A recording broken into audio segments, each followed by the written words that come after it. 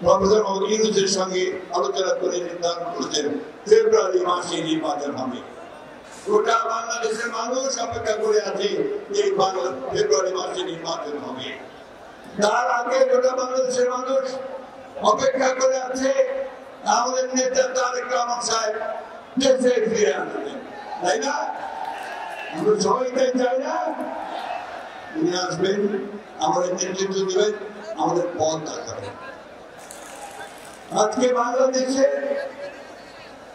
এক বছর যেটা আমি বললাম একটা নতুন সম্ভাবনা সৃষ্টি হয়েছে।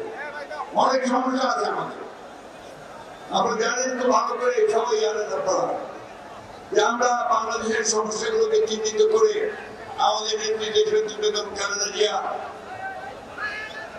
2016 সালে ভিশন ফর বাংলাদেশ 2030 দিয়েছিলেন। সেখানে তিনি বলেছেন যে রাষ্ট্র কাঠামোটা পরিবর্তন করা দরকার। ঠিক একইভাবে আমরা যারা আন্দোলন করছি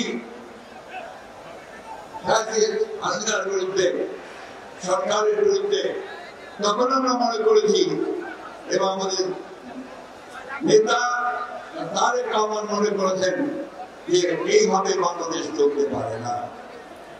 এই জন্য কি করেছেন, সমস্ত রাজনৈতিক দলগুলোর কথা বলেছেন, কথা বলে 31 দফা কর্মসূচি দিয়েছে। এই কর্মসূচির মধ্যে বাংলাদেশকে নতুন করে সাজানো স্বপ্ন তুলে দিয়েছে।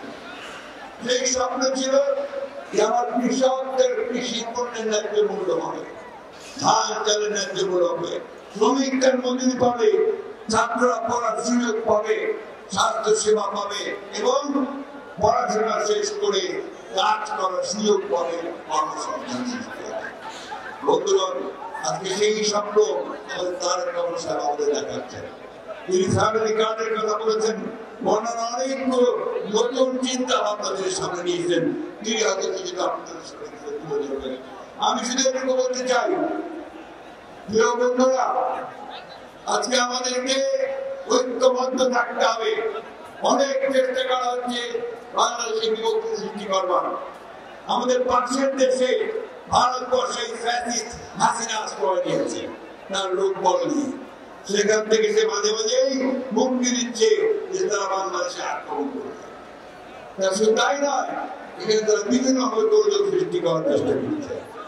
আজকের এই সমাবেশ থেকে আমাদেরকে শপথ নিতে হবে যে আমরা কোনোদিনই আমরা ফ্যাসিস্ট হাসিনাকে আর এই দেশে রাজনীতি করার কোনো সুযোগ দেব না।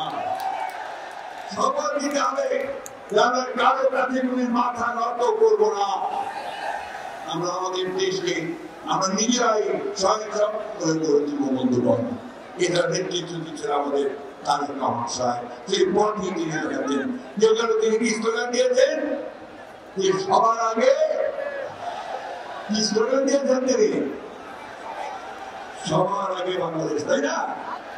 ওই বাংলাদেশকে শান্তি দিতে হবে। এই দায়িত্বটা কার? এই দায়িত্ব হচ্ছে আপনাদের, এই দায়িত্ব হচ্ছে ছাত্রদের। মেধা এবং বুদ্ধিমত্তার চর্চা করে সামনের দিকে এগিয়ে দিতে হবে। মেধা ছাড়া আমরা সামনে দিতে পারবো না। জ্ঞান বিজ্ঞানের চর্চা, মেধার চর্চা, এর মধ্য দিয়ে আমাদের সামনের দিকে দিতে হবে। আমাদের সামনে এখন লড়াই বাংলাদেশে একটা গণতান্ত্রিক রাষ্ট্র প্রতিষ্ঠা করা। আমরা সেই লক্ষ্যে গিয়ে বেরোচ্ছি। আমাদের নেতা তারেক রহমান সাহেব দিল্লিতে বসে প্রধান উপদেষ্টা প্রফেসর মোহাম্মদ ইউনূসের সঙ্গে আলোচনা করে নির্ধারণ করেছেন ফেব্রুয়ারি মাসে নির্বাচন হবে। গোটা বাংলাদেশের মানুষ অপেক্ষা করে আছে যে ফেব্রুয়ারি মাসে নির্বাচন হবে। তার আগে গোটা বাংলাদেশের মানুষ অপেক্ষা করে আছে আমাদের নেতা তারেক রহমান সাহেব দেশে ফিরে আসবেন, তাই না? আমরা সবাই তাই চাই না?